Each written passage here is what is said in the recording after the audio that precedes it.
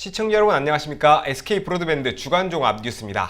6일부터 사회적 거리두기가 생활 속 거리두기로 전환했고 18일부터 등교 개학을 시작합니다. 자세한 소식 전해드립니다. 코로나19로 2달 동안 닫힌 학교 문이 이달 중순부터 열립니다. 입시를 앞두고 고3을 시작으로 학년별로 순차적으로 등교가 진행되고 교내 방역 지침이 가동됩니다. 장동은 기자입니다. 2달 넘게 연기됐던 등교 개학이 오는 13일 시작됩니다.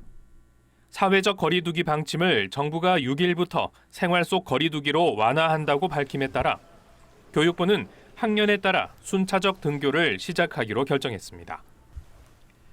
5일까지 이어진 연휴 이후 잠복기인 2주 후부터 등교가 시작되지만 우선 입시를 앞두고 있는 고등학교 3학년은 이보다 일주일 빠른 13일 등교합니다. 이후 1단계로 20일에는 고2와 중3, 초등학교 1, 2학년이 또 온라인 개학 없이 등원하지 않고 있는 유치원생도 20일부터 등원합니다. 계속해서 일주일 단위로 27일에는 고1과 중2, 초등학교 3, 4학년, 중학교 1학년과 초등학교 5, 6학년은 다음 달인 6월 1일 등교가 시작됩니다. 중고등학교는 고학년부터 등교하지만 유치원과 함께 초등학교 저학년이 먼저 등교하는 것은 저학년의 온라인 수업에 대한 부담과 학부모의 돌봄 부담이 고려됐습니다. 싱가포르의 경우 개학 이후 코로나19가 확산된 만큼 방역이 관건입니다. 교육부는 각 학교에 학년별, 학급별로 시차를 두고 등교하고 오전, 오후반을 운영할 것을 권고하고 있습니다. 또 학생들은 등교 시 반드시 발열 검사를 받아야 하고 마스크를 끼고 1, 2m의 간격을 유지하고 수업받도록 했습니다. 급식실에는 칸막이를 설치하거나 거리를 두고 식사하는 한편 코로나19 의심 학생이 발생하면 학부모와 함께 선별진료소로 이동하게 됩니다. 그러면서 등교 개학 이후 아프면 학교에 가지 않는 것을 가장 강조했습니다. 부산뉴스 장동원입니다. 정부가 코로나19 관련 긴급재난지원금을 지급하기 시작했습니다. 하지만 정부 지원금 외에 지자체 지원금이 별도로 지원되는 곳이 있어 지역별로 실수령액은 천차만별입니다. 배상민 기자입니다. 이번 주 저소득층에게 현금으로 지급된 정부의 긴급재난지원금. 다음 주 전 국민을 대상으로 가구별 최대 100만 원씩 신용카드와 체크카드 포인트, 선불카드, 지역화폐 등으로 지원됩니다. 하지만 서울, 경기, 인천, 수도권 3개 지자체별로 지원되는 재난지원금은 천차만별입니다. 인천은 중앙정부가 지원하는 긴급재난지원금이 전부인데 반해 서울은 정부 지원을 받지 않는 중위소득 100% 이하 가구는 서울형 재난긴급생활비를 최대 50만 원 추가로 받고 경기도는 도와 시군별 재난기본소득을 추가로 지급해 포천시의 경우 4인 가구 이상 실수령액이 최대 287만 원에 이릅니다. 경기도민 실수령액이 인천에 비해 최대 3배 가까이 차이가 나는 셈입니다. 똑같이 세금을 내는데 사는 지역에 따라 지원금 격차가 크다 보니 불만이 클 수밖에 없습니다. 지원을 해주면 좋지만 워낙 인천 자체가 제가 듣기로는 부채가 많다고 들었어요. 그래서 그런 거 아닐까요? 인천에서만 지금 34년째 살고 있는데 지금까지 큰일 터지고 수해 입었다 했을 때도 제대로 복구된 적도 없었고 늘 다른 데 엉뚱한 데다가 계속 예산만 쓰는 거는 보이고 근데 나아진 건 전혀 없었으니까요, 지금까지. 정치권이 지급 대상을 소득 하위 70% 수준이냐 전 국민 대상이냐를 두고 옥신각신하며 시각을 허비하는 사이 선제적으로 재난기본소득을 지급한 일부 지자체의 경우 이 돈이 코로나 직격탄을 맞은 지역 경제의 숨통을 틔우는 마중물 역할을 했습니다. 시기가 너무 이제 지연되다 보고 그래서 저희 경기도는 이제 발빠르게 이런 어려운 경제가 지속되는 이런 상황을 볼 수가 없기 때문에 경기도에서 선제적으로 재난기본소득과 시군의 재난기본소득의 어떤 경제적 붐을 일으키면서 많은 그 상인들이나 어떤 시장이나 소규모의 그 가게에 어려움이 있었던 게 지금 점차적으로 좀 이렇게 해소되고 경기도에서 10만 원 받고 의정부에서 5만 원 받았습니다. 식비 같은 경우로도 도움이 되기도 하고 이제 아까 말씀드렸듯이 생필품 같은 면에서도 어느 정도 도움이 돼서 상대적 박탈감은 물론 고용 위기가 심각한 인천 지역 경제를 살리는데 인천시가 소홀한 것 아니냐는 지적입니다.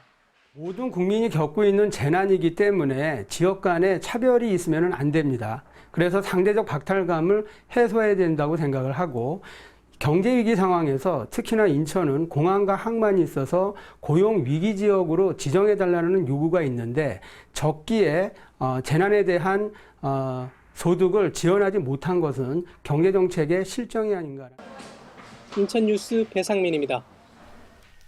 인천시가 코로나19로 어려움을 겪고 있는 다양한 분야에 700억 원을 지원합니다.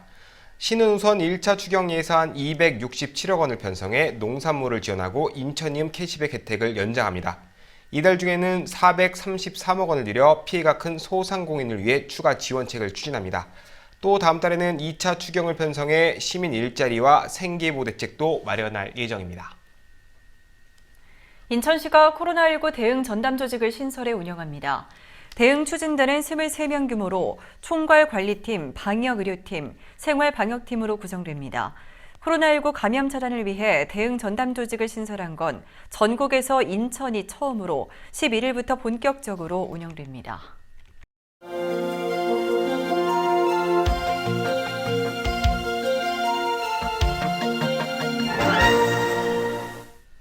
사회적 거리두기가 6일부터 생활 속 거리두기로 전환했습니다.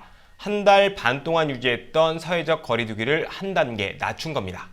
네, 하지만 근본적인 거리두기와 마스크 쓰기 등 방역 지침은 준수해야 합니다. 이정윤 기자가 보도합니다. 코로나19 지역사회 감염 차단을 위해 실시됐던 사회적 거리두기. 6일부터는 생활 속 거리두기로 전환됩니다. 지난달 19일 이후 신규 확진자 수가 하루 10명 안팎을 유지하자 45일 만에 생활 방역으로 전환하기로 한 겁니다. 생활 방역으로 전환되면 우선 문을 닫았던 국립공원과 실외체육시설, 박물관 등 일부 실내시설들이 단계적으로 운영을 재개합니다. 또 모임과 행사도 방역 지침을 준수한다는 전제하에 허용됩니다. 다만 종교시설과 학원, 유흥시설 등은 지자체별로 행정명령을 유지할 수도 있습니다. 하지만 생활 속 거리두기로 전환돼도 개인들이 방역 수칙을 지키는 것에는 변함이 없습니다. 핵심 수칙인 1m 이상 거리두기와 마스크 착용, 손 씻기, 기침 예절 수칙을 잘 지켜야 합니다. 대중교통을 이용할 때도 마스크 착용은 물론이고 기차와 고속버스를 탈 때는 한 좌석씩 띄워 예매해야 합니다. 생활 속 거리두기의 성공 여부는 국민 여러분들께 달려있다며 일상 속에서의 마스크 착용과 손 씻기, 기침 예절 준수 등을 습관화해 줄 것을 강조하셨습니다. 정부는 모니터링을 강화해 위험 신호가 발생하면 언제든지 거리두기의 강도를 조정하고 필요한 조치를 취할 방침입니다. 특히 코로나19와의 전쟁이 끝나지 않았다며 국민 협조를 당부했습니다. 4월 말부터 5월 초까지의 연휴 동안 사람 간 접촉과 이동 증가에 따른 코로나19의 확산 우려가 여전히 남아 있습니다. 국내외 전문가들은 백신과 치료제가 개발되기 전까지 소규모 감염의 확산과 감소가 반복될 수밖에 없는 상황이라고 강조하고 있습니다. 생활 속 거리두기로 전환되면서 중단됐던 등교 수업도 재개됩니다. 대입 준비가 급한 고3이 13일에 첫 등교 수업을 시작하고 나머지 학년은 이달 20일부터 세 차례로 나눠서 차례로 등교합니다. 인천뉴스 이정윤입니다. 보신 것처럼 정부는 6일부터 생활 속 거리두기로 전환하기로 결정했습니다. 하지만 거리두기를 중단한 것은 아닙니다. 마스크 착용 등 개인 방역수칙 준수를 정부는 당부하고 있는데요.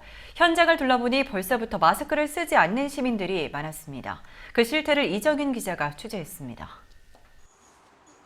운영이 중단됐다 다시 문을 연 인천 대공원. 날씨가 따뜻해지면서 공원을 찾은 사람들로 북적입니다.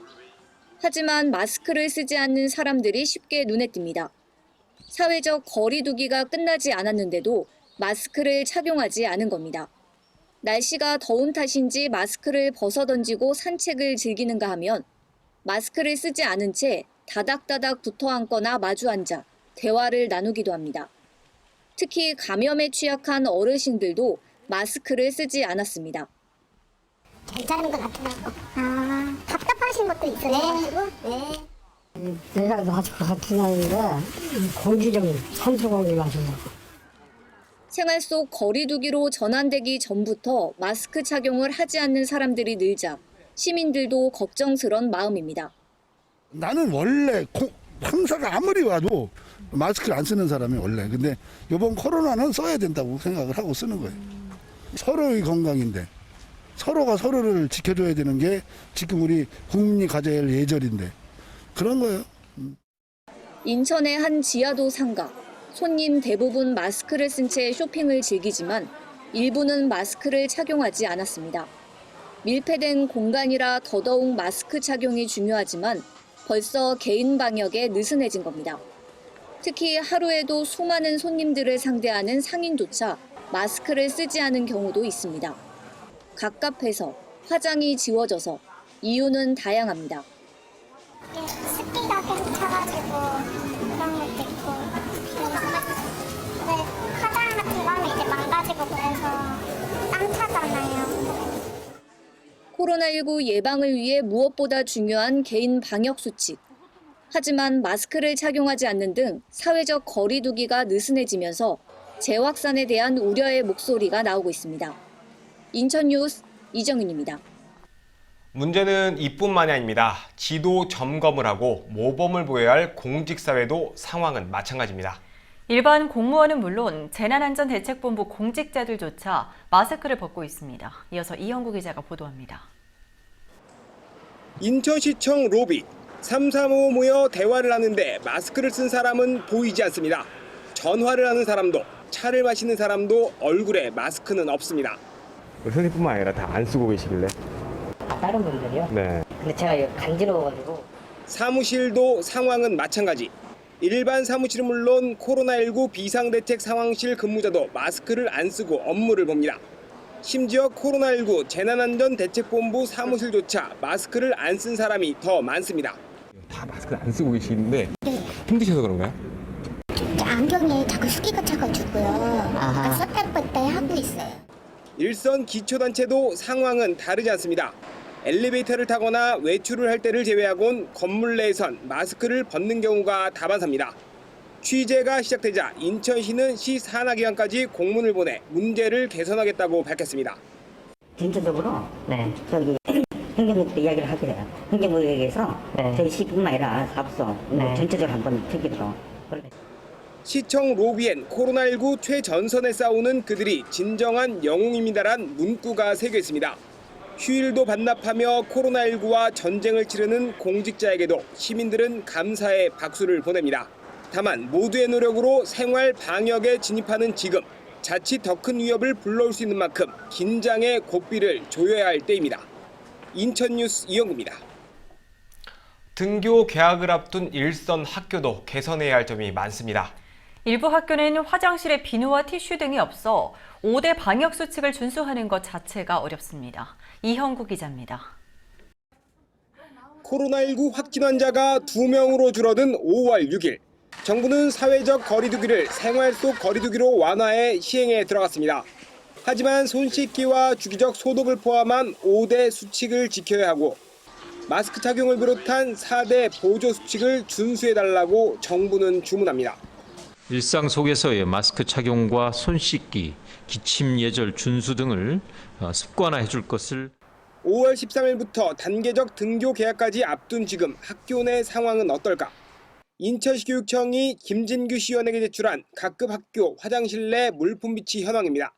동구의 한 유치원은 14개 화장실 중 비누가 비치된 곳은 6곳에 불과합니다. 중구의 한 고등학교는 32개의 화장실 중 22곳만 비누가 있습니다. 전체 학교 중 손소독기는 48.7%인 6,400곳만이, 타올은 32.8%인 4,300여 곳만이 비치돼 있습니다. 옷에 물기를 대충 닦거나 개인적으로 손수건을 갖고 다닌 번거로움을 감수해야 합니다. 정부 차원에서 감염병 예방을 위해서 손 씻기를 강조하고 있는 상황에서 깨끗하고 편리하게 손을 씻을 수 있는 환경이 먼저 조성되어야 할 것입니다.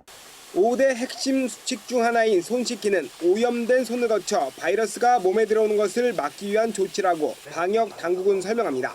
흐르는 물과 비누로 30초 이상 손 씻기를 주문하는데 정작 개학을 앞둔 일부 학교엔 비누조차 없는 상황. 교육당국의 빠른 대처가 필요해 보입니다. 인천뉴스 이영구입니다.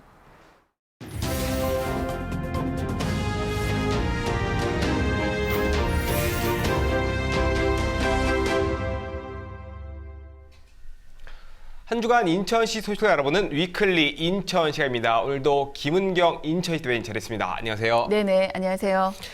네, 사회적 거리두기가 5월 6일부로 생활 속 거리두기로 전환이 됐습니다. 인천시도 이에 발맞춰서 인천형 생활 속 거리두기를 시행한다고요? 예.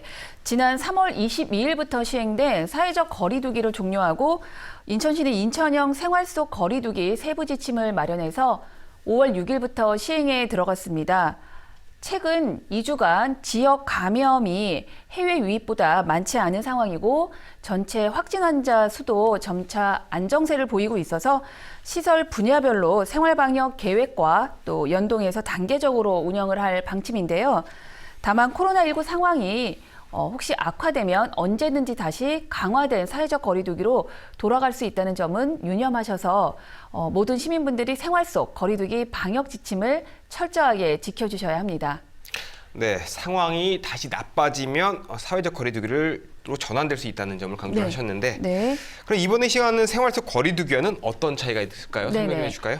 네, 생활 속 거리두기란 코로나19 감염 차단을 위한 방역과 또 재유행에 대비한 위험 관리를 지속하면서 일상생활과 사회경제 활동을 함께할 수 있도록 마련된 새로운 일상의 장기적 또 지속적 방역 체계를 말하는데요. 원칙적으로는 회식, 모임, 외출 등 일상생활을 허용하되 개인과 공동체에서 기본적 거리두기와 또 방역 지침이 건강한 생활 습관으로 일상에서 실천되어야 하는 개선 지침입니다. 네, 사회적 거리두기가 종료된다고 코로나19 이전으로 돌아가는 거는 아니잖아요. 네네. 개인이 지켜야 할 수칙들이 아마 있을 것 같은데 구체적으로 어떤 게 나왔나요? 네네. 먼저 시민 개개인이 지키셔야 할 개인 방역의 5대 기본 수칙으로는 아프면 3, 4일간 집에 머물기, 또 2팔 간격 건강 거리 유지하기, 30초 이상 손 씻기와 기침을 하실 땐 옷소매로 가리기, 매일 2번 이상 환기와 주기적 소독하기, 또 서로를 배려하는 거리는 멀어져도 마음은 가까이 있고요. 4대 보조 수칙으로 마스크 착용하기, 환경 소독하기, 65세 이상 어르신과 고위험군 생활수칙 지키기, 건강한 생활습관 실천하기를 제시했는데요. 우리 시민분들의 적극적인 동참을 당부드립니다. 네, 생활 속 거리두기가 시행되면서 우려의 목소리도 좀 나오고 있어요. 자칫 긴장감이 풀리거나 해서 집단 감염이 발생하는 거 아니냐 뭐 이런 걱정하시는 분들 계신데 특히 뭐 PC방 등 집단 감염이 그 위험이 있는 시설들 뭐 대책이 필요할 것 같은데 있나요? 예, 맞습니다. 시는 지역 집단 감염 위험을 막기 위해 그동안 업종별로 고강도 방역 지침을 시행해서 지역 집단 사례는 한 건도 발생하지 않은 만큼 잘 관리를 해왔는데요. 상대적으로 집단 감염 위험이 높은 PC방과 노래 연습장, 학원, 그리고 유흥시설 및 종교시설의 경우는 시설별로 생활 속 거리두기 지침을 마련토록 준수 여부를 지속 점검할 계획이고요. 또 요양원, 요양병원 등 감염이 취약한 어르신들을 위한 집단 생활시설도 전 직원과 입소자에 대한 철저한 관리는 물론 1:1 공무원 책임 전담제도 지속합니다. 또 다중이 이용하는 실내 공간의 경우 철저한 소독과 또 이용자 마스크 착용, 방명록 작성 등의 방역 지침을 준수하면서 운영되도록 계속 지속적 관리를 할 거고요. 또 축제나 집단 교육 등 감염 위험이 높은 행사는 당분간은 운영을 중단할 예정입니다. 네, 그동안 이제 코로나19 확산 방지를 위해서 체육시설이나 뭐 전시설 등은 문을 닫았었잖아요. 네. 생활 속 거리두기를 전환되면서 정상 운영을 한다 이렇게 보면 되나요? 네, 다 개방을 한다고 볼 수는 없고요. 일단 지난 4월 21일 감염 위험이 낮은 공원, 또 자연휴양림 등 실내 시설만 개방을 했습니다. 그리고 이번에 생활 속 거리두기로 전환이 됨에 따라서 실내 공공시설은 시설별 위험도를 고려해서 방역 지침 마련을 전제로 단계적으로 운영을 재개를 하는데요. 체육시설의 경우는 시설별 방역 책임자 지정 등을 전제로 실외 생활체육시설부터 개방하고요. 실내 체육시설은 향후 2주간 추이를 지켜본 후에 개장을 할 계획입니다. 또 그동안 개막을 연기했던 프로야구와 프로축구는 우선 무관중 경기로 진행을 하고 있는데요. 미술관, 박물관도 방역 책임자를 지정해 관람객에 대한 관리 보호를 철저히 하고 또 관람이나 시설 이용 시 서로 거리두기를 유지하도록 해서 운영을 재개합니다. 네. 그러니까 노인이나 장애인 등 취약계층 이용시설과 공공도서관 등도 이제 네. 이용이 제한됐었는데 여기는 어떻게 바뀝니까? 네, 노인, 장애인 등 사회적 돌봄이 필요한 취약계층 이용시설은 철저한 점검과 방역 체계를 마련해서 운영을 재개하고요. 또 오전, 오후반으로 나눠서 이용객을 분산시키고 또 서로 간의 접촉이 없는 일부 소규모 프로그램만 시간차를 충분히 두고 운영을 시작합니다. 공공도서관은 열람실, 자료실 휴관은 당분간 유지하고요. 예약제, 도서대출 등을 지속적으로 권장해서 우리 시민분들의 문화생활에 도움을 드릴 예정입니다. 네, 마지막으로 시민분들께 당부하고 싶은 말씀 있으면 해주시죠. 네. 그동안 인천형 사회적 거리두기에 동참해 주신 우리 시민 여러분들께 다시 한번 감사드립니다. 덕분에 현재까지 인천시는 지역사회 감염이 단 한 건도 없었습니다.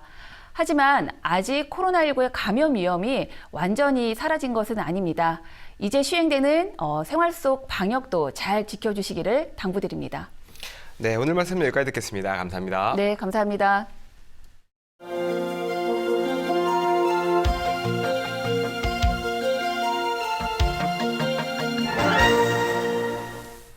코로나19가 장기화되면서 농가들도 피해가 큽니다. 특히 학교 개학이 연기되면서 판로가 막히고 일반 소비도 크게 줄었습니다. 한창 일손이 필요한 4, 5월에 외국인 근로자를 구하기도 어려워 이중고를 겪고 있습니다. 먼저 이정윤 기자의 보도입니다. 강화에서 오이와 수박을 키우는 신재성 씨. 신 씨는 요즘 걱정이 이만저만이 아닙니다. 매일 오이를 수확해 공판장에 판매하지만 수지 타산이 맞지 않습니다.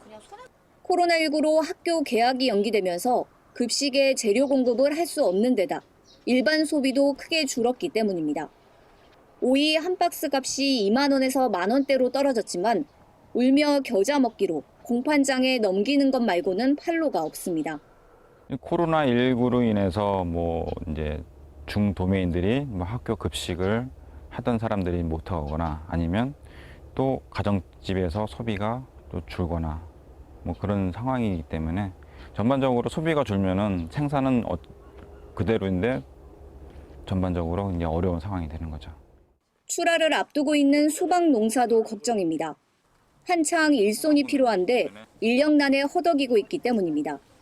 그동안 외국인 노동자를 고용해 일손을 충당했지만 코로나19 여파로 일손을 구하는 게 하늘의 별따기입니다. 고정적으로 4명이 필요하지만 간신히 2명만 구한 상태입니다. 좀 일손 자체는 모든 사람들이 다 어렵게 생각하기 때문에 저만 특별하게 어렵다 할 수는 없고 지금 구한다는 사람 외국인 노동자들을 구하고 싶어도 이제 코로나19로 인해서 이제 외국에서는 좀 못 들어오니까 사람들 구하기가 좀 어려운 상황입니다. 10년 넘게 수박 농사를 짓고 있는 김혜경 씨도 걱정이 큽니다. 무더위가 시작되는 초복부터 출하를 시작해야 하지만 코로나19 여파로 소비가 줄지 않을까 초조하기만 합니다. 상품 가치가 없으면 갈아엎거나 땅에 묻을 수밖에 없기 때문입니다. 수박을요 심긴 심었는데 코로나가 장기화가 되면은 이거 수박도 지금 낼 수 있을 건지 판로도 걱정되고 안 그러면 판로가 이게 안 되면은 저희는 다 갈아엎어야 되거든요 지금. 그게 걱정이죠. 코로나19 여파로 판로가 막히고 가격마저 폭락한 상황. 여기에 일손까지 부족해 이중고를 겪으면서 농가들은 그야말로 일상입니다. 인천뉴스 이정입니다. 앞서 보신 것처럼 코로나19 여파로 농가의 시름이 깊죠. 교육당국도 개학이 미뤄지면서 학습권 보장에 어려움이 큽니다. 강화에선 농가와 교육당국이 머리를 맞대 위기를 돌파하고 있어 관심을 받고 있습니다. 이어서 이형구 기자가 보도합니다.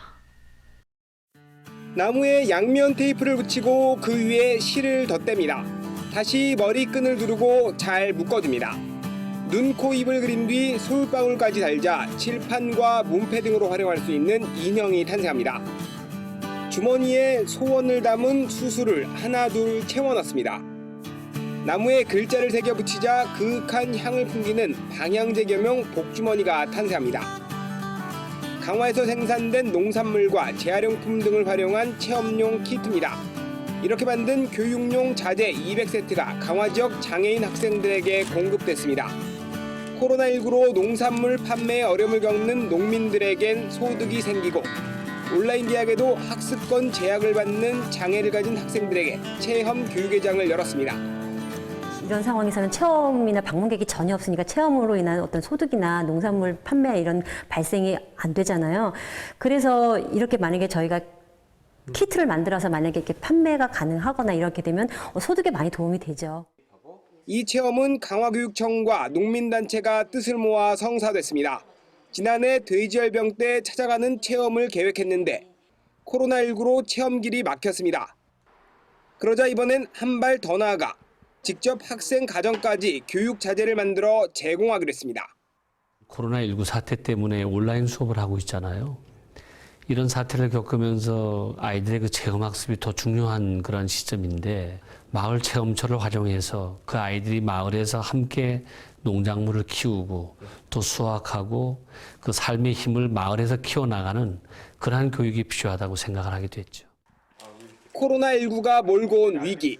하지만 농민들은 좌절 대신 돌파구를 찾아 아이디어를 냈고 교육 행정은 적극 수용해 현장에 적용하면서 새로운 기회를 열고 있습니다. 강화교육지원청은 마을과 교육기관이 함께하는 마을체험 프로그램을 인천 전역과 경기도까지 확대하는 방안을 시교육청과 협의하겠다고 밝혔습니다. 인천뉴스 이영구입니다.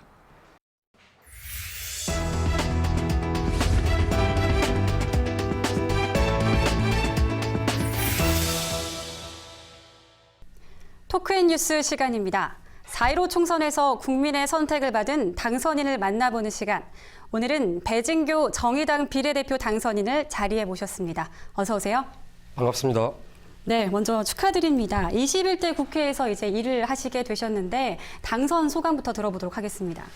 네, 사실 이제 축하와 기쁨을 많은 분들하고 나눠야 되는 시기인데요.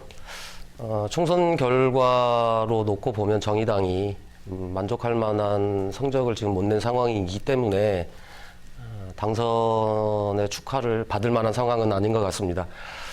제가 2010년도에 수도권 최초의 진보구청장으로 당선된 경험이 있는데 네. 그때도 사실 이렇게 당선의 기쁨을 많은 분들하고 나누기도 전에 오히려 수도권 최초의 진보구청장이라고 하는 무게감 또 책임감 때문에 기쁨을 함께 많이 나누지 못했던 기억이 있는데 지금도 아마 그런 상황인 것 같습니다. 네. 네, 말씀해 주셨듯이 10년 전에 이제 2010년 지방선거에서 남동구청장에 당선이 되시면서 이제 진보구청장이 되셨었습니다. 네. 이번에는 국회의원 배지를 달게 되셨는데 감회가 남다를 것 같습니다. 어떠십니까? 제가 이제 비례대표 우리 정의당 당내 이제 순위 경선을 할 때도 최다 득표를 했는데 네. 아마 우리 정의당의 우리 당원분들과 시민선거인단으로 참여하셨던 분들 입장에서는 정의당에도 기초단체장을 한 경험을 갖고 있는 후보가 있었구나. 그리고 그 후보가 구정을 통해서 진보 행정을 펼친 내용들을 좀 살펴보시면서 네. 아마도 이런 후보라면 정의당의 내에서 큰 역할을 할 수 있을 것이라고 하는 기대가 좀 있었던 것 같아요. 그래서 아마 비례대표 경선에서도 최다 득표를 할 수 있었던 것 같은데 저 개인적으로는 어쨌든 4년간의 진보 행정을 구체적으로 해봤던 이 경험이 저희 정의당이 추구하고자 하는 진보 정당으로서의 정책을 국회에서 구체적으로 실현하는 데 큰 힘이 될 거라고 생각을 하고 있습니다. 네. 자, 선거 기간 유세 현장에서 들었던 말 중에 인상 깊었던 말이 있었습니다. 비례 6번을 찍으면 인천의 국회의원이 14명이 된다. 네네. 네, 그런 말이 있었는데요. 사실 비례대표는 지역과는 상관이 없는데 인천에도 신경을 쓰시겠다는 각오로 들립니다. 기대해도 되겠죠? 네, 맞습니다. 또 기대하신 만큼 제 역할을 다하기 위해서 최선을 다할 예정인데요. 저도 이제 구청장 출신이다 보니까 아무래도 지역에 많은 분들을 뵙게 되고 그렇게 만나 뵐 때마다 인천이 이미 300만 도시가 됐는데 국회의원 13명 너무 적지 않느냐. 인천이 300만 도시에 걸맞게 여러 가지 예산이나 정책적 방향을 결정할 때 중앙 정치에서 힘이 너무 약한 거 아니냐 이런 얘기들을 많이 주셨거든요. 네. 그런 의미로 놓고 보면 저는 이제 정의당을 대표하는 비례대표이기도 하지만 또 인천 남동구 구청장을 역임했던 경험을 갖고 있는 또 지역 정치인의 한 사람이기 때문에 기호 6번 정의당을 찍어주시면 인천에 국회의원 한 명이 더 만들어지시니 정의당을 꼭 선택해 주십사 하는 유세를 하게 됐고 또 그 말에 이제 책임을 져야 될 시기가 왔다고 생각합니다. 네, 아주 기대가 됩니다. 네. 자, 21대 국회는 거대 여당이 탄생을 했습니다. 반대로 말하면은 야당에는 의석이 적고 특히 군소 정당은 세가 약해졌죠. 이 정의당도 기대보다 의석이 적은데 배진교 당선인의 역할이 커졌습니다. 당권 도전에 나설 거란 분석도 나오고 있는데 도전하십니까? 이번 총선에 더불어민주당이 더불어시민당과 의석수를 합쳐서 180석의 슈퍼 거대 여당이 됐는데요. 이런 결과는 국민들이 심판과 기대라고 하는 두 가지가 작동을 했다고 생각합니다. 하나는 촛불혁명으로 탄생한 문재인 정부가 촛불혁명이 기대했던 개혁을 계속적으로 추진하라고 하는 국민들의 요구가 있음에도 불구하고 국정농단 세력이었던 미래통합당이 계속적으로 국회에서 발목을 잡고 그로 인해서 개혁이 추진되지 못한 부분에 대한 심판이었다고 생각을 하고요. 180석을 준 이유는 이제 발목을 잡는 세력에 대해서 심판을 했으니 그동안 하지 못했던 개혁적 과제를 충실히 이행하라라고 하는 국민적인 요구라고 생각을 합니다. 네. 그런데 이제 최근에 더불어민주당이 거대 여당이 되고 나서 많이 이제 얘기를 하시는 것 중에 하나는 과거 열린우리당이 과반 의석을 획득하고 일정 정도 독단적 운영에 대한 경험들, 그로 인해서 심판받았던 경험들을 다시 떠올리시면서 열린우리당을 시절을 반복하면 안 된다 이런 얘기를 많이 하고 계세요. 결론적으로 얘기하면 더불어민주당이 개혁적 과제를 힘있게 추진을 하겠지만 한편에서는 미래통합당 또는 소수정당과의 국회 운영을 하는 데 있어서 협력과 연대를 하겠다라고 하는 의지일 수도 있다고 봅니다. 그런데 또 한편으로는 더불어민주당이 미래통합당과의 그런 협력과 연대라고 하는 것이 혹시 현재 있는 기득권을 유지하는 방향에서 정책 결정을 하거나 또는 법안 발의가 될 가능성도 있다고 봅니다. 이럴 때 저희 정의당의 역할이 저는 더 있다고 생각을 하고요. 정의당은 이때 국민들이 요구하셨던 개혁적 요구를 더불어민주당이 더 과감히 추진할 수 있도록 견인해내는 역할이 저희 정의당에 있다고 판단을 하고 있습니다. 그런 과정에서 지금 정의당의 6석의 의원, 그러니까 심상정 대표님을 빼면 나머지는 다 초선 의원들이어서 많이 걱정들을 하고 계시고 그런 걱정 속에서 그래도 구청장과 구정 경험을 하고 있었던 저에 대한 역할에 대한 기대들이 좀 계신 것 같습니다. 그래서 1차적으로는 원내에서 이러한 것들에 대해서 중심을 잡고 우리 정의당이 하나가 돼서 국민이 바라시는 개혁적 과제들이 충실히 이행될 수 있도록 노력하겠다는 말씀을 드리고요. 지금 당장 뭐 당권을 얘기할 상황은 아닌 것 같습니다. 다만 지금 정의당이 총선 결과의 성적표로 놓고 보면 한편으로는 국민들께서 270만 명의 국민들께서 10%라고 하는 지지를 주셨기 때문에 그만큼 정의당이 앞으로 더 잘하라고 하는 또 기대도 계시다고 생각을 합니다. 그 부분에 충실하는 게 제일 중요할 것 같고요. 또 그런 과정에서 저에게 그런 역할이 또 필요하다고 한다면 주저하지 않고 감당할 생각을 갖고 있습니다. 네. 자, 21대 국회에서 어떤 상임위원회에 소속이 되느냐에 따라 이제 임무가 달라질 텐데 어디에 지원하실 계획입니까? 네, 지금 대한민국은 코로나19 방역은 이제 잘 해왔죠. 이제 남아있는 과제는 코로나19가 몰고 오고 있는 민생 위기를 어떻게 잘 극복하느냐의 문제인 것 같습니다. 그래서 제 개인적으로는 보건복지위원회를 1차 희망을 하고 있는데 그 이유는 현재 보건복지의 영역은 우리 국민들의 삶의 최저선이다. 이 최저선을 잘 지켜내는 게 지금 제일 중요한 문제이고 또 정의당 입장에서는 이 보건복지 영역에서 우리 국민들의 삶을 잘 지켜내고 그리고 경제적으로도 97년 또는 2008년 경제 위기처럼 무차별적인 해고를 중심으로 한 구조조정과 회사 살리기가 아니라 회사와 노동자가 함께 사는 해고 없는 경제 위기 극복을 위해서 노력해야 된다고 생각을 하고 있습니다. 그런 측면에서 저는 1차적으로 이제 보건복지위원회를 희망하고 있고 두 번째로 희망하는 상임위는 정무위원회.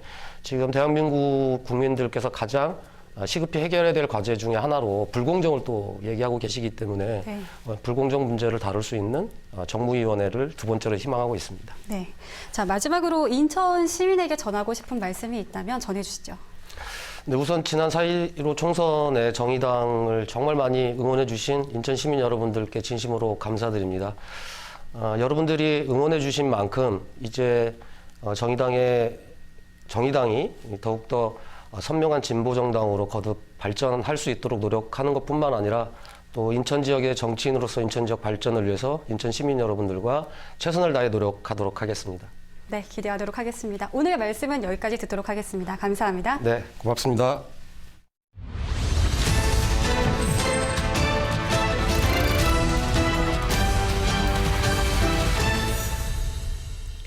인천은 세계적인 공항과 항만이 있는 수도권의 관문이죠. 때문에 공항 경제권 논의도 활발합니다. 이런 가운데 시가 항공산업 육성을 위한 5개년 계획을 마련했습니다. 배상민 기자입니다. 세계 최고 수준의 국제공항이 있는 인천. 올해는 코로나 때문에 주춤하지만 지난해 기준 인천공항 이용객은 7,100만 명을 돌파했습니다. 수도권의 관문으로 물류산업이 발달돼 있고 3개의 국가산업단지가 있어 항공산업으로 전환 시 경쟁력도 높일 수 있습니다. 인천시가 향후 항공중심도시 실현을 위한 5개년 계획을 수립했습니다. 인천시는 세계 제1의 국제공항이 있습니다. 그리고 뿌리 산업이 기반이 되어 있어서 우리 인천시의 항공산업 잠재력을 현실화시키기 위해서 이번에 5개년짜리 인천광역시 항공산업 육성 기본계획을 수립하였고요. 이를 통하여 인천을 세계 항공산업의 허브로 육성하고자 합니다. 이를 위해 공항 인프라 확대, 항공산업 혁신, 항공물류 고도화, 드론 산업 육성, 항공 전문 인력 양성 등 5대 전략을 제시했습니다. 세부적으로 살펴보면 공항 인프라는 인천공항 4단계 건설과 백령공항 건설, 항공산업은 50만 평 규모의 항공정비산업단지 조성, 항공산업 산학융합지구 조성, 항공물류의 경우 국제배송센터 유치와 인천공항의 대북 교류 거점 구축 전략 수립, 드론 산업은 수도권 메리츠의 조성 중인 드론 비행 시험장과 국내 유일의 드론 인증센터, 항공 전문 인력은 항공산업 인재교육 체계 구축과 정비 전문 인력 양성 등입니다. 17개 추진과제의 총 사업비는 5조 722억 원으로 이 중 10위는 371억 원, 나머지는 국비와 민간 투자로 충당한다는 계획입니다. 인천뉴스 배상민입니다. 서구가 공촌천과 심고천 등 4대 하천의 복원사업을 추진합니다. 서구는 수질을 개선해 악취 문제를 해결하고 친수 공간을 조성할 예정입니다. 단절된 구간은 물론 청라호수공원과 아라뱃길과도 연결한다는 계획입니다. 이정윤 기자의 보도입니다. 서구가 4대 하천 복원 사업을 본격적으로 추진합니다. 심곡천과 공촌천, 낮은 포천과 검단천 등 4개 하천을 생태하천으로 조성하기 위한 종합계획 수립에 나섰습니다. 하천별 특성에 맞는 테마별 생태공원을 조성한다는 계획입니다. 특히 생태복원 사업을 통해 오염된 하천 수질을 개선합니다. 한강물을 끌어와 악취 문제를 해소하겠다는 겁니다.